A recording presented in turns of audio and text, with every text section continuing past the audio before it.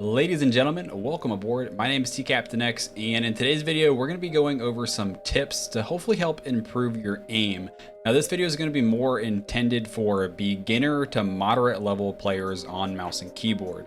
Now, I know there is a rising amount of people on console playing on mouse and keyboard. There are a few of these tips that won't necessarily apply for you because you don't have access to aim trainers, unfortunately, but we'll give you some other ways that you can still practice. So number one, stop changing your sensitivity so much. This is a problem I see all the time with newer players where they will simply copy their favorite streamer's sense, assuming that that will make their aiming better. Now, here's the thing. There are all sorts of players out there, professional level players that play on all sorts of different sensitivities.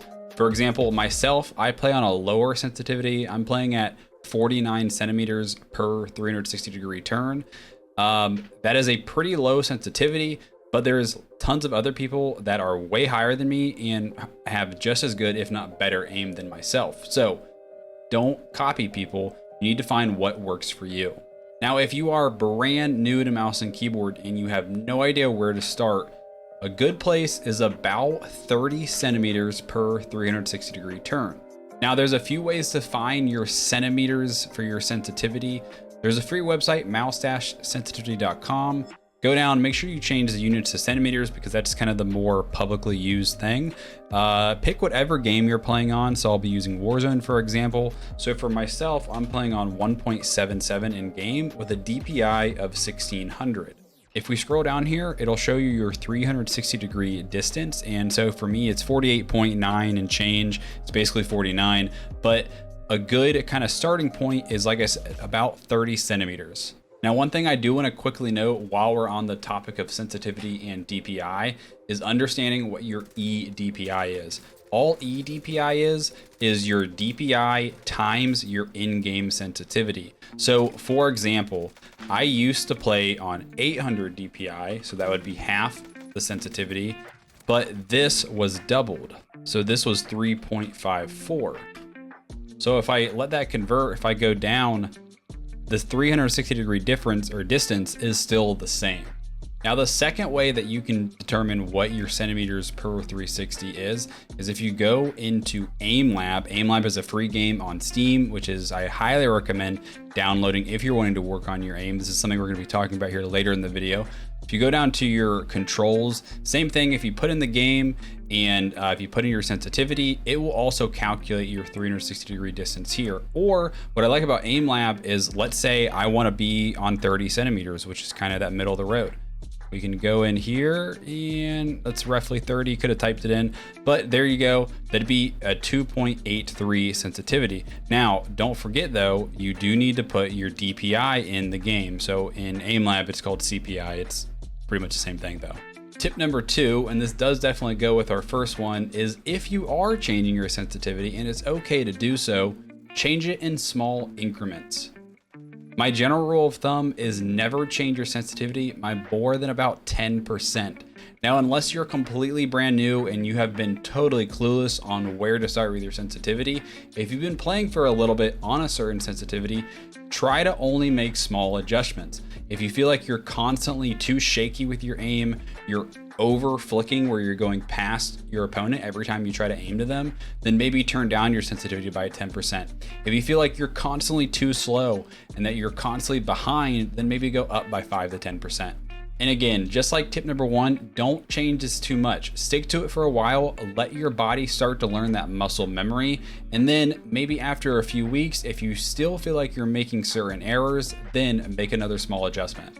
An example of myself personally is I started playing on about 30 centimeters when I first started playing Call of Duty Warzone about a year and a half ago. And I slowly worked down and down and down because I kept feeling shaky and inaccurate with my aim at times.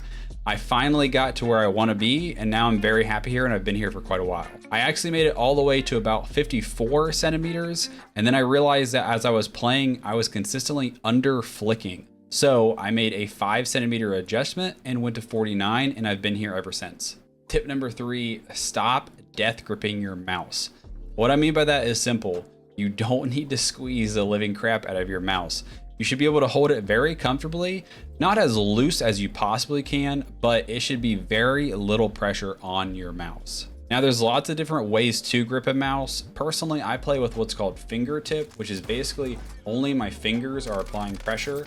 Another way that is very popular is claw, which is similar. However, your hands are a little bit more bunched up instead of more relaxed and extended like mine. Another popular grip is palm grip, where your palm is actually what's resting and applying the most pressure.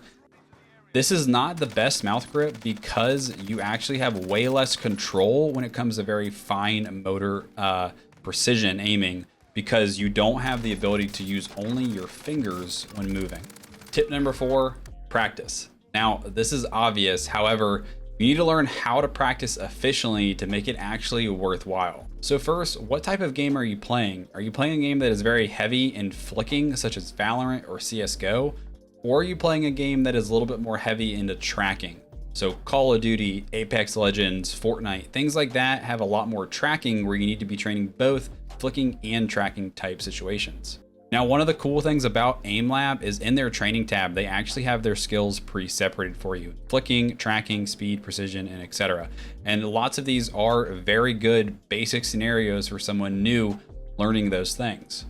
Tip number 5, and this has a lot to do with our last tip, is join an AIM Discord. Now you're probably asking, what the heck do you mean by an AIM Discord? Well, there's a few Discords out there that are heavily focused on improving your aim. So for example, I'm in the Discord called Revosect, and this is one of the things that has vastly helped my aim just in the past few months. There's other ones, Voltaic, Yuki Aim.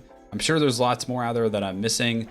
These are basically just groups that they put together routines and benchmarks to help work on improving your aim. So for example, this is the Revosect benchmarks for AimLab.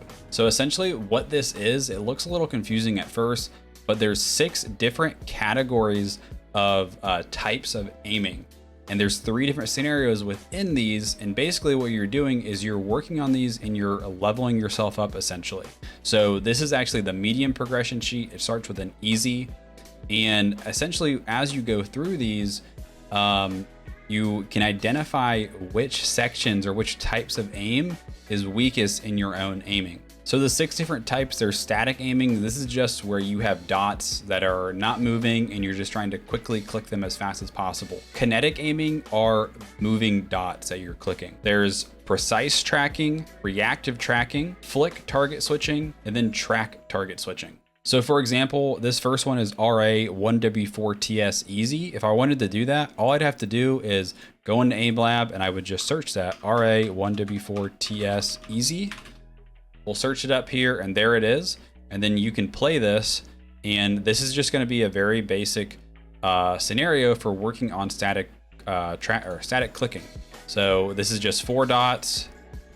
Pretty simple, and we're just trying to quickly go through and click. So this is very good for games like Valorant, CSGO, or if you're sniping in any game at all. Tip number 6, work on your weaknesses. So for myself, when I went through and I did those benchmarks, the static was by far my weakest area. I did really well in tracking and very, very well in kinetic. However, static and then also target switching, I was a lot worse at. Now the reason for that is probably because the mouse and keyboard games that I've played have all been more tracking intensive. So I've never played games like CSGO or Valorant, which are much more flicking intensive. So because of that, those are my weaknesses. So what I've been doing over the past month or so personally is I've been really focusing on static routines like the one I just showed, and it's drastically increased my aiming ability because I started improving something that was weak for my own ability. Tip number 7 is practice in low pressure situations in the game you're wanting to improve on. So an example of this is I primarily play Call of Duty Warzone. A great way to practice aim is to go into a private match within the multiplayer, put bots on, put them to max health, and simply go around and kill 100, 200 bots. If you do this every day, I guarantee your aim will get better. So this is something that for the console players that don't have access to AimLab, this is a great thing that you can do and still work on your aim. Aim trainers like AimLab or Kovac are fantastic things. However, they can't simulate everything of the game. They can't simulate movement. They can't simulate recoil. They can't simulate the actual feel of what it looks like to look down those sights of the gun in that game. Now, if your game doesn't have access to like a private match type mode where you can play with bots, try to play on modes where it's more of a team deathmatch style where you're respawning. So modes that you're going to die and have to restart, such as a battle royale or something, is not the best for practicing because you're not getting a lot of repetitions. Tip number 8, stop playing on super low DPIs. And I don't mean stop playing low sensitivity, because I'm a low sensitivity player myself. If you remember back at the beginning when I talked about eDPI, this is where that comes into play. So 400 DPI is a very common DPI for some reason, and it actually causes poor latency on your mouse. This is a pretty minor thing. However, every millisecond does count. There's been various people that have tested this, and basically they found that 1600 DPI or higher actually results in lower mouse latency, or basically reduces your input lag from your mouse. So for example, let's say you were playing on 400 DPI with a game sensitivity of 4. If you wanted to go to 1600 DPI, you need to change your in-game sensitivity to 1. The reasoning for that is 400 times 4 is 1600. 1600 times 1 is still 1600.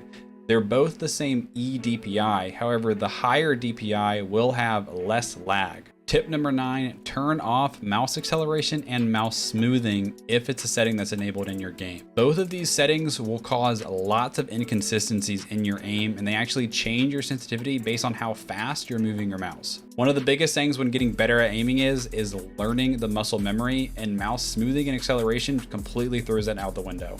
Another thing to consider is also turning off pointer precision. So if you search mouse in your settings on your PC, go to additional mouse options and then go to pointers. You actually want to go to pointer options. Make sure you turn off enhanced pointer precision. This is something else that can cause an acceleration or smoothing type effect. And our final tip today, tip number 10, warm up before you play. If you want to get better at something, you need to treat it seriously, kind of like a sports player would. So as any other sports player would, let's take basketball. They are going to warm up by taking lots of shots before the game, so that way they have their shot down and it feels good to them. Aiming is the exact same. I always try to hop on an aim trainer for just 5-10 minutes, and that makes a big difference. Or go into a private match or play a low pressure type game mode and just play a game, get warmed up before you jump into that high pressure game mode like a battle royale or a Valorant ranked match. All right, guys, that's all I have. Hopefully I didn't miss anything. If you think I missed something, let me know in the comments. If you have questions, I'd be more than happy to answer them. Now, I primarily play Warzone, so if you're looking for other Warzone videos, I highly recommend you subscribing to the channel. And if you're also looking to continue to improve your aim, I plan on doing more videos in the future that are specific to improving your aim on mouse and keyboard. If you think any of these tips helped you, please do me a huge favor and drop a like on that video and maybe comment down below, because, you know, it helps me with that old YouTube algorithm. Thanks for watching, and see you in the next one.